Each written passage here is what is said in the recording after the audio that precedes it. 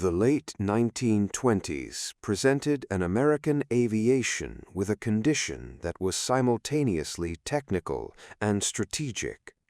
Since the close of the First World War, the United States military had recognized that air power required dedicated institutional investment, and the Air Commerce Act of 1926 had given the federal government formal authority to regulate civil aviation for the first time.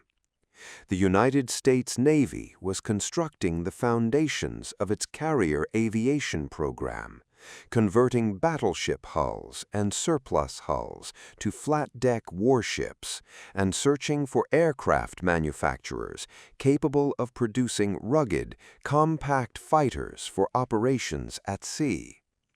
On the West Coast, a generation of engineers trained in the workshops of Douglas, Lockheed, and their predecessors were accumulating enough capital and credibility to attempt independent enterprises.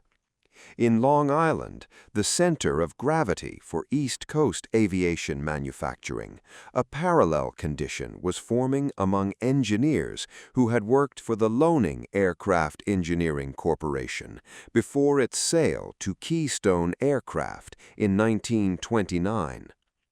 The Great Depression, arriving in October of that year, disrupted commercial financing across every sector. But the federal defense contracting system, insulated by appropriation rather than market demand, provided a narrow path of institutional survival for companies that could secure government work.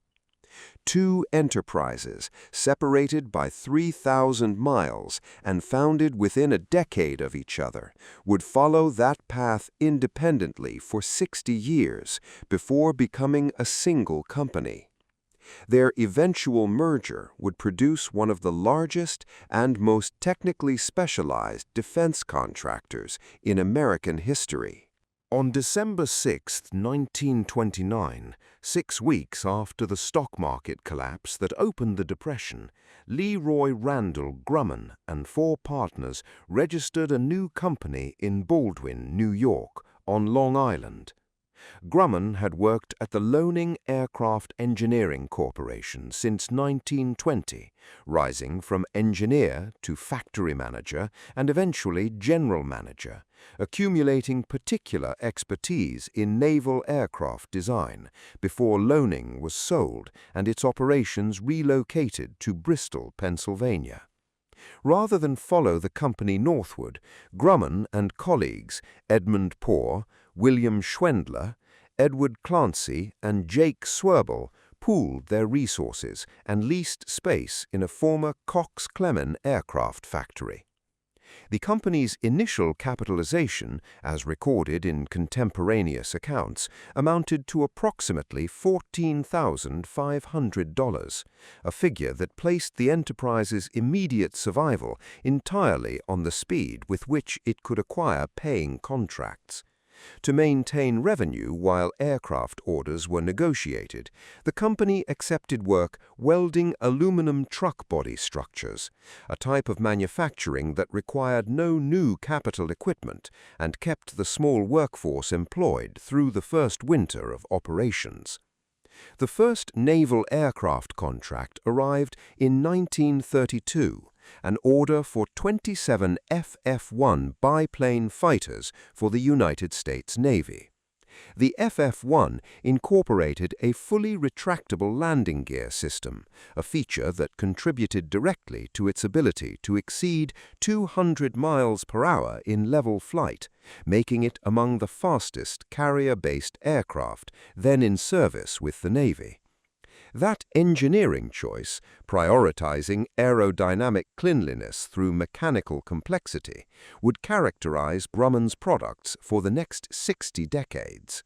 The engineer who would lend his name to the other half of this company had already founded and dissolved 2 separate aviation enterprises before establishing the firm that would endure. John Knutson Northrop, known throughout the industry as Jack Northrop, began his aviation career in 1916 as a draftsman for the Lawhead Aircraft Manufacturing Company, and worked subsequently at Douglas Aircraft Company and the Lockheed Corporation, where he served as chief engineer on the Lockheed Vega, a record-setting monoplane transport later flown by both Wiley Post and Amelia Earhart on record-breaking flights. In 1928, Northrop established Avion Company, which was absorbed the following year into United Aircraft and Transport Corporation. When that parent company relocated its operations to Kansas in 1931, Northrop elected instead to form a new enterprise, another company named Northrop Corporation, in El Segundo, California, in partnership with Donald Douglas. That company produced several commercially successful designs, including the Northrop Gamma and the Northrop Delta, but was dissolved by Douglas in 1937 following labor difficulties, with the El Segundo facility absorbed into Douglas Aircraft. In 1939, Northrop established what would be the final and enduring version of his company, located in Hawthorne, California, with co-founder Moy Stevens, on a site selected in part for its proximity to available manufacturing labor. From the first months of this third enterprise, Northrop's design priorities were dominated by a single technical conviction: that the most aerodynamically efficient aircraft would eliminate the conventional fuselage entirely, distributing all structural, payload, and crew functions across a single continuous wing surface. This flying wing concept, which Northrop had been developing in earlier sketch and analysis work, would consume the company's advanced engineering resources for the next decade, and would resurface, transformed almost beyond recognition by intervening technology, more than 60 years later. For Grumman, the product that established the company's identity with the United States Navy was not a single aircraft, but a sequence of increasingly capable designs built around a coherent philosophy of structural resilience and operational reliability in the demanding conditions of carrier aviation. The F2F, entering service in 1935, and the F3F, introduced in 1936, consolidated Grumman's position as the Navy's primary carrier fighter supplier, and provided the engineering foundation for every subsequent Grumman naval aircraft. Grumman's engineers developed and patented a wing folding mechanism, the stow-wing system, that collapsed outer wing panels upward on a hinged joint, reducing the deck and hangar space required per aircraft by approximately 1/3, a directly practical solution to the geometric constraints of operating aircraft from ships whose total deck area was measured in tens of thousands of square feet. For Northrop, the early Hawthorne years produced the N-1M flying wing demonstrator, a small experimental aircraft tested in 1940 that established the aerodynamic feasibility of the tailless configuration on an extremely limited development budget. The N-1M was followed by the XB-35, a large experimental flying wing heavy bomber contracted by the Army Air Forces in 1941 with a wingspan of 172 feet, the first serious attempt to design a full-scale operational aircraft around the flying wing configuration. Northrop also developed the P-61 Black Widow, a large twin-engined, twin-boom night fighter that first flew in 1942 and entered combat service in 1944, Widely recognized as the first American aircraft designed from the outset to integrate airborne intercept radar as a primary operational system, produced in a total of approximately 706 airframes before the end of the war. Both companies were, in these formative years, defining technical identities that would remain legible in their products across multiple subsequent generations. Grumman as a manufacturer of durable, structurally conservative naval aircraft, Northrop as a company in continuous pursuit of aerodynamic integration at the expense of established convention. The entry of the United States into the Second World War in December 1941 transformed both companies from moderately sized regional contractors into central instruments of the national production effort. Grumman's Bethpage, Long Island facilities expanded through 1942 and 1943 at a pace that required entirely new manufacturing buildings and grew a workforce that, at peak production, reached approximately 25,000 employees. The F4F Wildcat, already in service with the Navy and Marine Corps when the war began, served as the primary carrier fighter defense in the early Pacific campaigns, including the Battle of Midway and the Guadalcanal campaign, and was credited by Air Force and Navy after-action assessments with an exchange ratio that favored American forces under competent tactics. Its successor, the F6F Hellcat, entered service in 1943 and was produced at rates that ultimately reached 12,275 aircraft by the war's end. The Hellcat was credited by published Navy records with destroying more enemy aircraft in the Pacific theater than any other Allied fighter type. Grumman also produced the TBF torpedo bomber, entering service in 1942, and produced in total quantities exceeding 9,800 aircraft, including General Motors manufactured variants, designated TBM. The informal designation of the Grumman facility as the Grumman Iron Works, a term reflecting the structural robustness that company engineers had built deliberately into their airframes, entered common usage during this period and persisted in naval aviation culture for decades. Northrop's wartime output was smaller in volume, but significant in technical ambition. The P-61 entered operational theaters in Europe and the Pacific. The XB-35 program continued under Army Air Force's oversight with increasing funding, and the company expanded its engineering workforce in anticipation of the post-war programs that the Flying Wing program was expected to produce.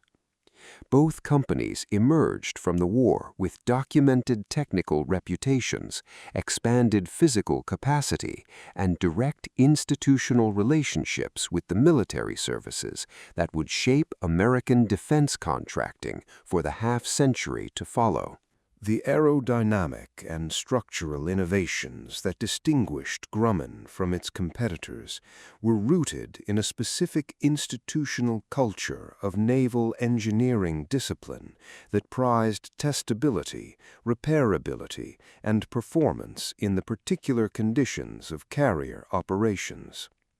Grumman's stow-wing mechanism reduced per-aircraft deck space requirements substantially, a practical engineering solution to a logistics problem that had constrained carrier air wing composition since the earliest flat-deck conversions.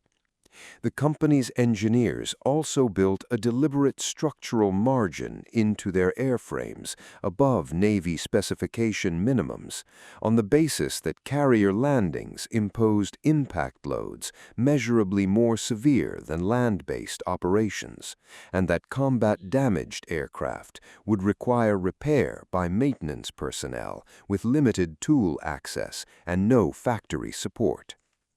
Northrop's defining technical contribution was not a specific mechanism, but a design philosophy, the elimination of the fuselage as a structural and aerodynamic concept in favor of an aircraft that was entirely wing.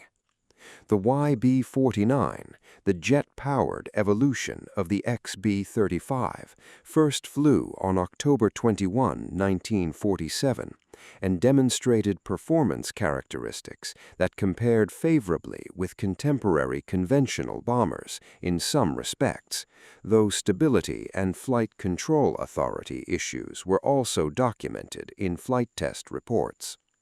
The YB-49 program was canceled by the Air Force in 1949 under circumstances that remain a subject of historical interpretation. Jack Northrop testified before Congress in 1979, 2 years after his death, that he believed the cancellation had been improperly influenced by competing industrial interests, though the documentary record available in declassified files does not conclusively establish that account. What the Flying Wing program demonstrated, regardless of the circumstances of its cancellation, was that the fundamental aerodynamic case for the blended wing was scientifically valid, and that the specific practical problems, including yaw stability and flight control authority, were engineering rather than physics constraints, subject to resolution by adequate technology. That technology would not arrive for another 30 decades. By the mid-1960s, both Grumman and Northrop had established themselves as permanent fixtures in the Cold War defense industrial base, each occupying a defined position that reflected its accumulated engineering capability and institutional relationships. Grumman held the dominant position in carrier-based naval aviation, having produced the F-9F Panther and Cougar jets that served in Korea, the F-11 Tiger, and the E-2 Hawkeye airborne early warning aircraft, which first flew in 1960 and entered service in 1964. A production run that, as of 2025, had continued for more than 60 years and placed the E-2 among the longest continuously produced naval aircraft in American history. The F-14 Tomcat contract, awarded in 1969 following the cancellation of the troubled F-111B naval variant, called for a carrier-based air superiority fighter with variable sweep wing geometry, combining high-speed intercept capability with lower-speed carrier approach performance. Paired with the AWG-9 weapons control system and the AIM-54 Phoenix missile, it offered an intercept range that no contemporary adversary aircraft could match. Northrop, meanwhile, had brought the T-38 Talon supersonic trainer into service with the Air Force in 1961, the world's first supersonic jet trainer, first flown in 1959, which became the primary advanced jet qualification aircraft for United States military pilots, and remained in that role into the 2020s. Northrop's F-5 Freedom Fighter, a lightweight, export-oriented jet designed to be affordable and maintainable in nations with limited logistics infrastructure, was delivered to approximately 30 countries under the Military Assistance Program and produced in approximately 800 airframes in initial variants, with subsequent versions extending the total production count considerably further. Both companies employed tens of thousands of workers, maintained primary facilities in regions where aerospace manufacturing was the dominant economic activity, and operated within a procurement system that had, by the mid-1960s, consolidated into a small number of prime contractors with effectively permanent institutional relationships with their respective military service customers. The product that most durably embedded Grumman in the American national consciousness was not a fighter or a bomber, but a spacecraft that left the Earth entirely. In November 1962, NASA awarded Grumman the contract to design and build the Apollo Lunar Module, the two-stage vehicle that would carry astronauts from lunar orbit to the surface of the Moon and return them. The lunar module presented a design problem with no historical precedent. A crude vehicle that would operate in a vacuum at surface temperatures ranging from approximately -250 to +250 degrees Fahrenheit, on a terrain whose physical composition was incompletely characterized at the time of contract award, with a weight budget that allowed no margin for structural redundancy, and a mission profile in which any failure of the ascent stage would be fatal and irretrievable. Grumman's engineering team developed a structure that weighed approximately 33,000 pounds, fully fueled, but was built to achieve maximum mass reduction consistent with structural integrity, reaching a structural efficiency that, according to published engineering assessments, had not been previously achieved in a crude vehicle. Lunar Module 5, the vehicle designated Eagle, landed at Tranquility Base on July 20, 1969, carrying Neil Armstrong and Edwin Aldrin. 5 additional lunar modules completed successful landings through December 1972, the last being Apollo 17. Lunar Module 7, designated Aquarius, provided life support, power, and propulsion for the crew of Apollo 13 for approximately 4 days after the oxygen tank failure that rendered the command module uninhabitable, a use of the vehicle that fell entirely outside its original design parameters, and that, according to accounts from the mission flight controllers, depended on the structural and systems margins that Grumman engineers had built into the design. The T-38 Talon, Northrop's long-duration equivalent, accumulated more than 60 continuous years of active service and remained the jet qualification aircraft for NASA astronaut candidates through the 2020s, a production of approximately 1,187 aircraft that had been retired from all other service but retained for astronaut training on account of its handling characteristics. Both companies, through the 1970s and 1980s, extended their operations into electronic warfare, space systems, and advanced classified programs that would not be publicly characterized for years.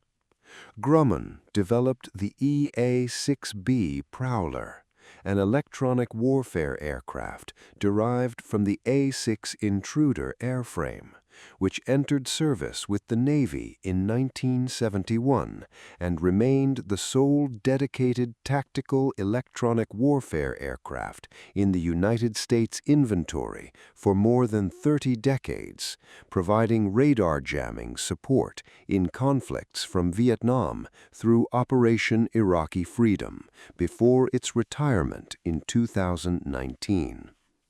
Northrop moved into electronic systems and classified reconnaissance programs, developing technologies in infrared sensing, electronic countermeasures, and signals intelligence that formed the foundation for sensor programs that were, in most cases, never publicly identified by program name or detailed by capability. In 1981, the United States Air Force awarded Northrop the contract to develop the Advanced Technology Bomber, a program whose technical parameters was classified at that time, but which called for a nuclear-capable strategic bomber combining long range with radar cross-sections achievable only through specific combinations of shape geometry and radar-absorbing materials.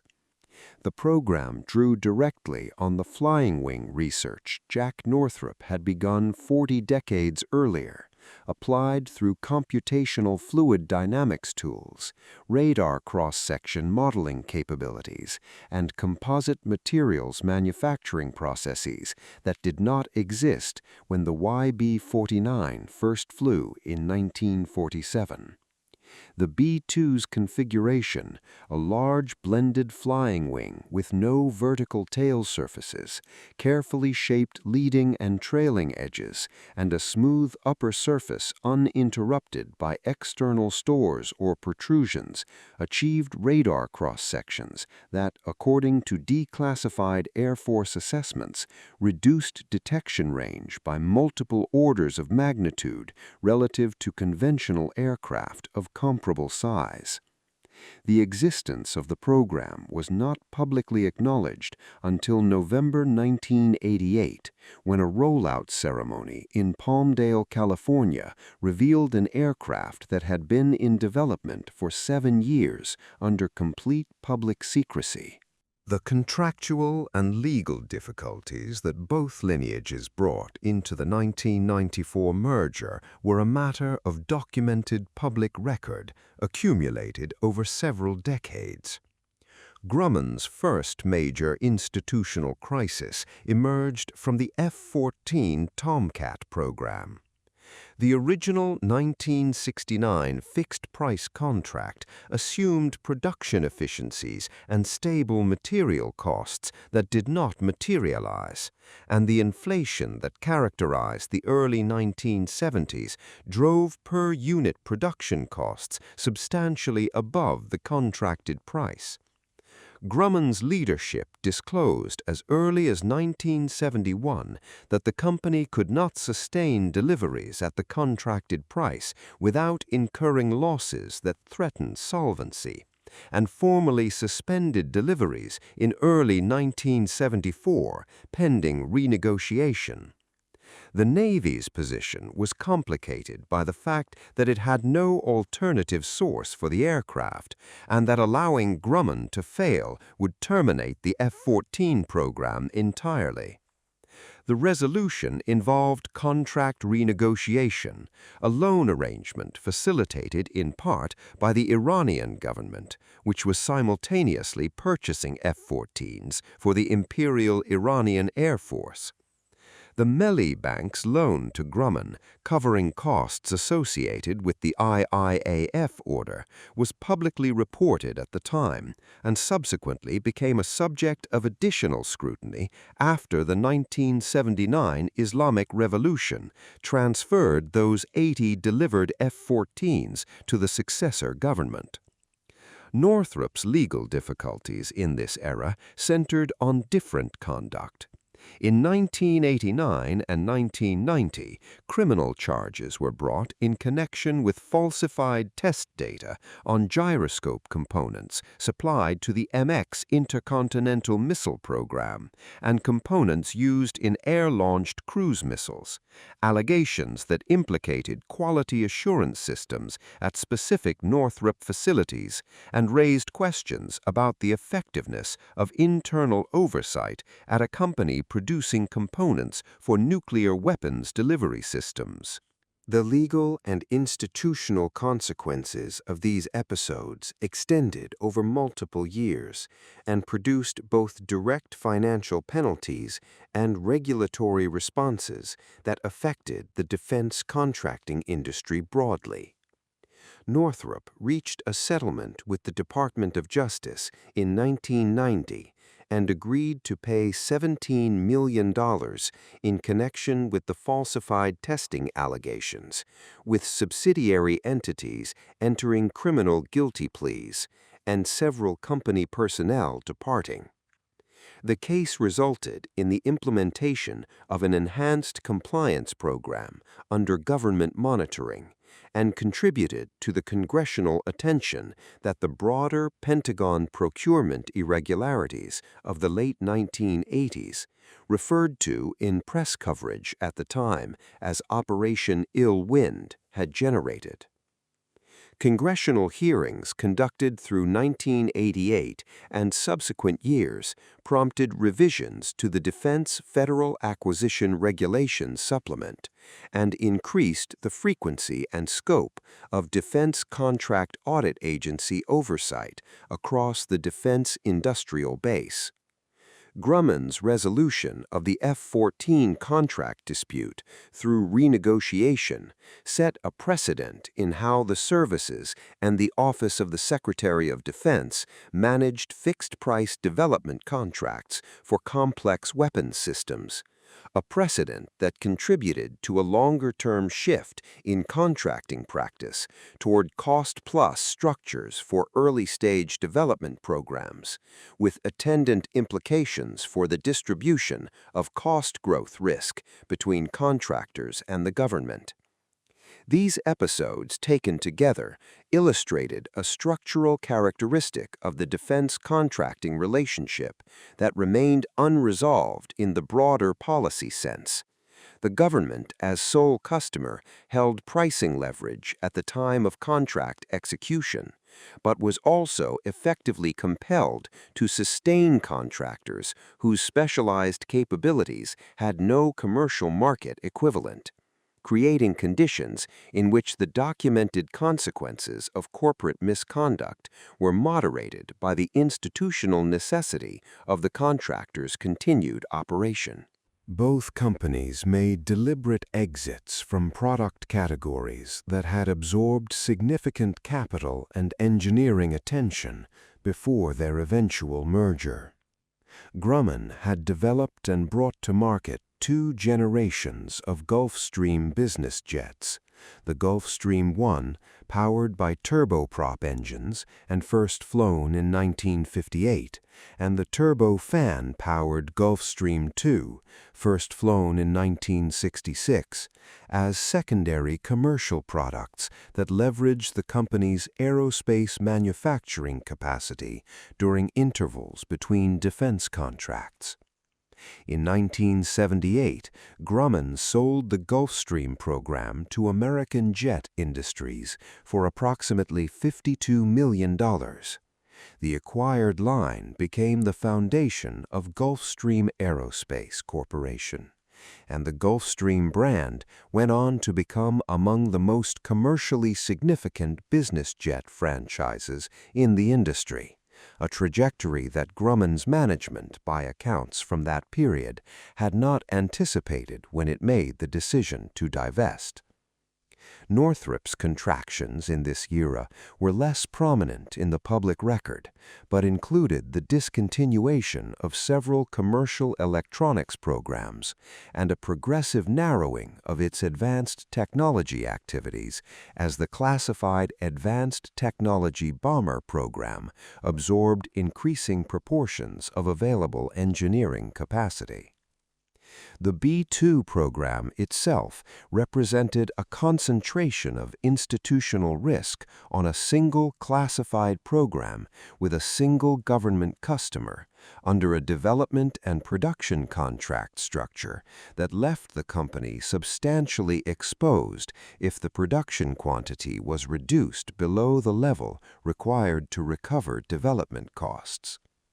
When the Cold War ended and the original requirement of 132 B-2 aircraft was reduced first to 75 and then to a final total of 21, the per-unit cost of aircraft actually produced, cited in multiple published analyses at approximately $2.1 billion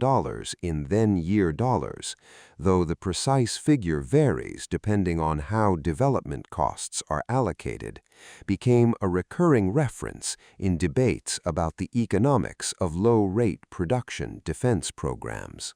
The merger that produced Northrop Grumman Corporation was completed in April 1994, when Northrop Corporation acquired Grumman Corporation for approximately $2.17 billion, a transaction that ranked among the largest in American aerospace manufacturing history at that time. The strategic rationale was explicitly a response to the defense industry consolidation that the end of the Cold War had accelerated. With the Department of Defense's procurement budgets declining from their Reagan-era peaks, the number of viable prime contractors that the reduced program base could sustain was smaller than the number then in existence. Northrop's decision to acquire Grumman rather than seek acquisition by a larger entity reflected an assessment of complementary strengths. Northrop held the B-2 program and electronic systems capabilities. Grumman held established carrier aviation positions, the E-2 Hawkeye production line, the EA-6B program, and decades of institutional relationships with the Navy. The combined entity, Northrop Grumman Corporation, established initial headquarters in Los Angeles and identified itself publicly as the manufacturer of the B-2 Spirit, which had been accepted for service with the Air Force in December 1993, months before the merger closed. The B-2's designation was formalized as Northrop Grumman B-2 Spirit following merger completion, connecting the aircraft, whose aerodynamic lineage ran from Jack Northrop's 1940 N-1 model demonstrator through the YB-49 and the classified Advanced Technology Program, directly to the merged corporate identity of the two companies whose engineering traditions it embodied. The decade following the 1994 merger was defined by two additional large acquisitions that substantially altered the scope and character of Northrop Grumman's operations and transformed it into a moderately sized prime contractor, into one of the largest four defense companies in the United States. In 2001, the company acquired Newport News Shipbuilding, the Virginia-based facility that was at that time the only American shipyard capable of constructing nuclear-powered aircraft carriers, for approximately $2.6 billion, a transaction that added approximately 17,000 employees and a manufacturing infrastructure with no private sector parallel. Newport News also produced nuclear-powered attack submarines in a shared program with General Dynamics' Electric Boat in Groton, Connecticut, making the acquisition a significant expansion into naval construction that Northrop Grumman had not previously pursued. In 2002, the company acquired TRW Inc., a Cleveland-based industrial company with substantial space and electronics operations, for approximately $7.8 billion, bringing with it satellite manufacturing capabilities, space sensor systems, and a range of classified programs in strategic missile defense and intelligence satellite platforms. In 2011, Northrop Grumman divested its shipbuilding operations, combining Newport News Shipbuilding with Ingalls Shipbuilding, acquired as part of the 2001 Litton Industries purchase, to form Huntington Ingalls Industries, a separate publicly traded company. The decision to exit shipbuilding reflected a judgment that the capital-intensive, infrastructure-heavy business was inconsistent with the financial profile the company intended to maintain. By the mid-2010s, Northrop Grumman's portfolio had stabilized around four primary business segments: aeronautics systems, defense systems, mission systems, and space systems. The contract that positioned Northrop Grumman most prominently in the national defense conversation of the 2020s was awarded in October 2015, when the United States Air Force selected the company over a competing team led by Boeing and Lockheed Martin to develop the long-range strike bomber, subsequently designated the B-21 Raider.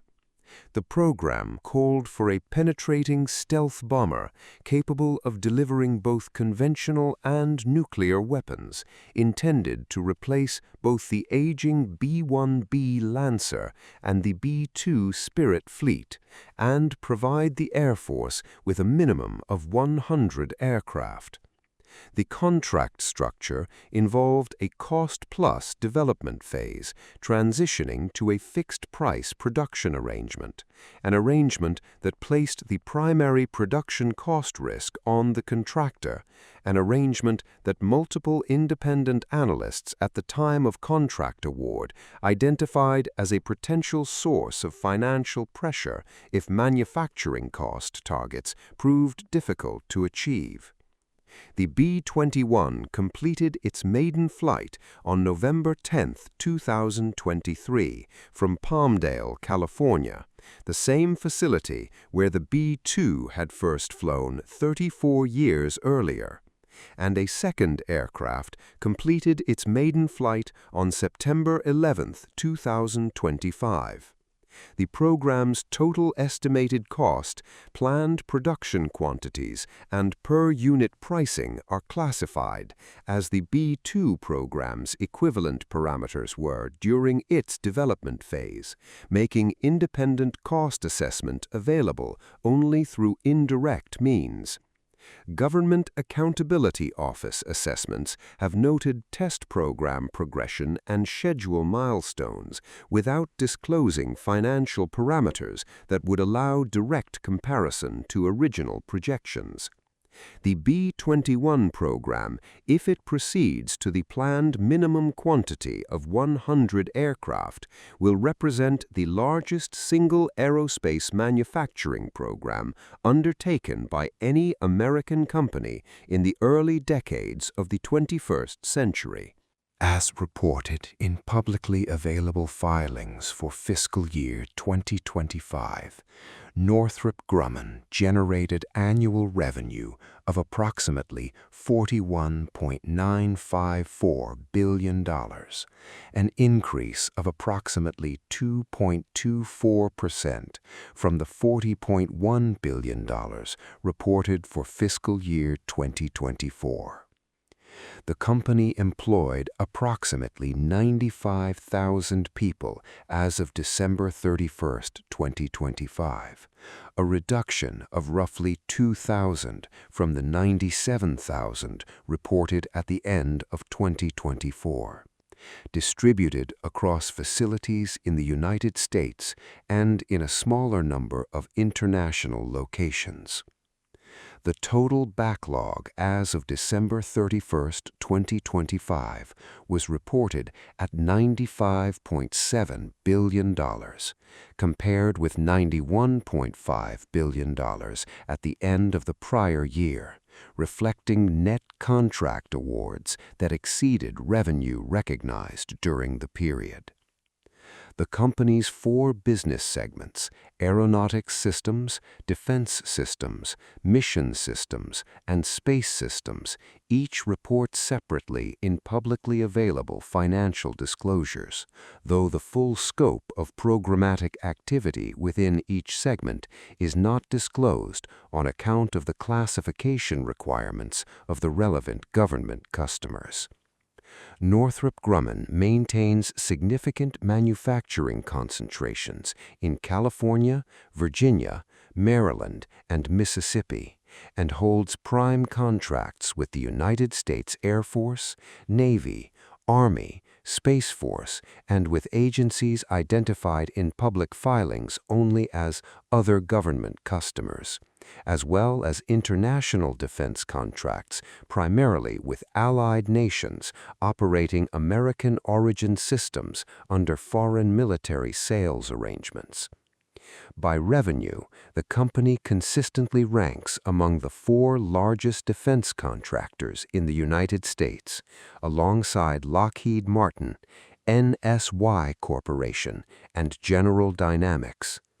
The company's supply chain encompasses thousands of smaller companies distributed across all 50 states, creating indirect employment that substantially exceeds its direct headcount. The most publicly visible contribution of Northrop Grumman to non-defense American life in the 21st century has been its role as prime contractor for the James Webb Space Telescope, the most technically complex space observatory ever deployed.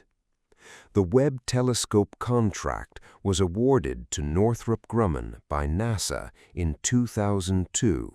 and the program, conducted in partnership with the European Space Agency and the Canadian Space Agency, involved more than 20 years of engineering development before the telescope launched on December 25, 2021, aboard an Ariane 5 rocket from Kourou, French Guiana. The telescope's primary mirror is composed of 18 gold-coated beryllium hexagonal segments with a combined collecting area of 25.4 square meters, requiring alignment to a precision measured in nanometers, a task accomplished over 6 months following launch through a sequence of actuator adjustments controlled from the Space Telescope Science Institute in Baltimore, Maryland.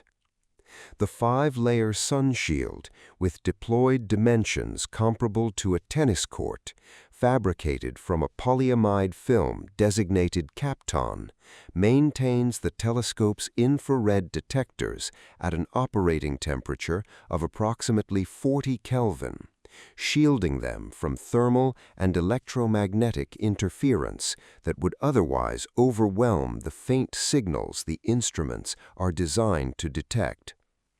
First science images released by NASA in July 2022 revealed galaxy clusters, nebulae, and stellar nurseries at resolutions and depths that met or exceeded the design specifications of the observatory.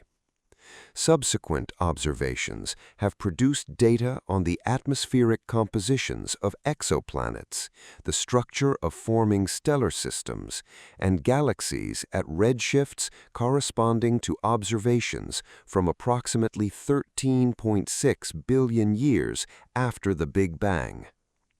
Beyond the Webb telescope, Northrop Grumman's space segment produces advanced extremely high-frequency communications satellites used by United States nuclear command networks, environmental monitoring systems that contribute data to weather forecasting and climate observation programs, and a range of classified space platforms whose parameters are not disclosed in public contract announcements. Several aspects of Northrop Grumman's current organizational and programmatic position remain subjects of documented uncertainty or unresolved public analysis. The B-21 Raider's production contract structure, which transfers production cost overrun risk to the contractor following development completion, has been identified in multiple Government Accountability Office assessments and by independent defense budget analysts as a potential source of financial pressure if per-unit manufacturing costs prove difficult to meet. a concern informed by recent experience with comparably structured fixed-price production arrangements in the defense sector, including the KC-46 tanker under Boeing and selected F-35 lots under Lockheed. The planned accelerated retirement timeline of the B-2 Spirit fleet, which has been proposed in recent Air Force budget submissions as a mechanism to free funding for B-21 procurement and operations, creates an interval of reduced penetrating bomber capacity that Air Force testimony before congressional committees has characterized as an acceptable operational risk. The relevant oversight committees have periodically expressed reservations about that assessment without resolving the matter in appropriations. The classification of the B-21's performance specifications, production schedule, and cost trajectory, appropriate on national security grounds, creates an asymmetric information environment in which public accountability for program management is necessarily limited. A tension that the GAO has noted in annual defense acquisition assessments without proposing a resolution consistent with the security requirements. The company's dependence on a small number of very large programs, the B-21, the ground-based strategic deterrent, now designated Sentinel, and several classified initiatives, produces a concentration profile in which programmatic disruption at any single program carries institutional consequences materially greater than those that would affect a more diversified commercial enterprise. The documented record of Northrop Grumman and its predecessor companies in matters of public accountability contains both significant positive contributions and a pattern of legal settlements that is relevant to any complete assessment. On the contribution side, the company directly employs approximately 95,000 Americans across facilities in all 50 states, has invested in research and development across aerodynamics, materials science, space optics, and electronic systems, and has delivered operational military platforms that the Department of Defense has assessed as meeting defined national security requirements. The Lunar Module program resulted directly in 6 successful moon landings and the recovery of the Apollo 13 crew, achievements that remain among the most consequential engineering accomplishments in American civil history. On the accountability side, the predecessor companies and Northrop Grumman itself have been party to multiple settlements under the False Claims Act and related statutes, with aggregate financial penalties totaling hundreds of millions of dollars across a period spanning more than 30 years.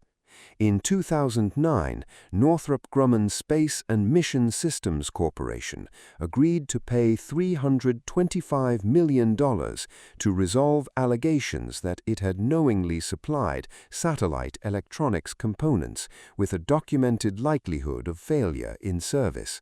That settlement was, at the time of its resolution, the largest key TOM settlement ever paid by a defense contractor, with the whistleblower receiving approximately $48 million.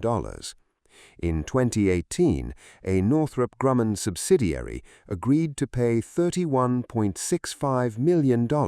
in combined civil and criminal resolutions to settle investigations into inflated labor hour reporting on Air Force contracts.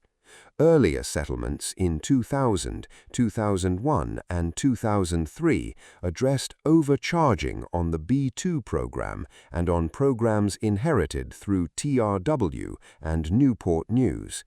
The structural conditions that underlie these episodes, a procurement system in which a small number of contractors with specialized capabilities supply a single government customer under contract arrangements that create documented incentive misalignments, have been the subject of recurring congressional attention, without producing fundamental reform of the underlying relationship. The institutional thread that connects Jack Northrop's first reduced-scale flying wing demonstrator tested in the California desert in 1940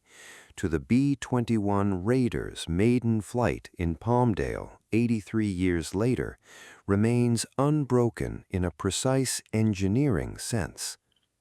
The aerodynamic insight that motivated the earliest flying wing experiments, that eliminating the fuselage reduces both parasitic drag and radar cross-section simultaneously, is the same insight that produced the B-2 Spirit and the aircraft designated its successor.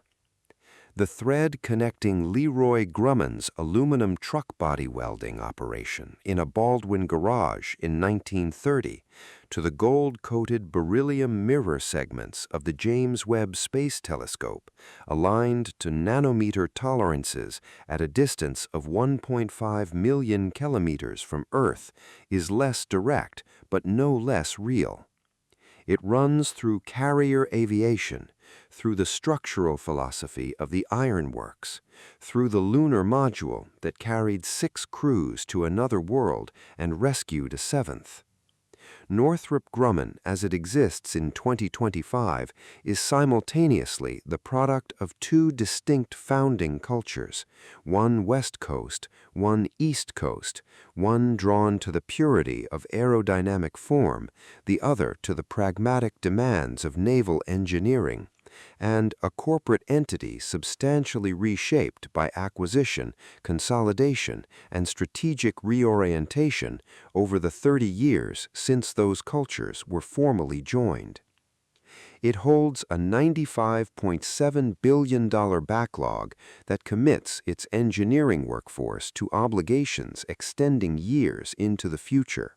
operates as the sole domestic manufacturer of a class of strategic bomber, and serves as the prime contractor on the most powerful astronomical observatory ever operated.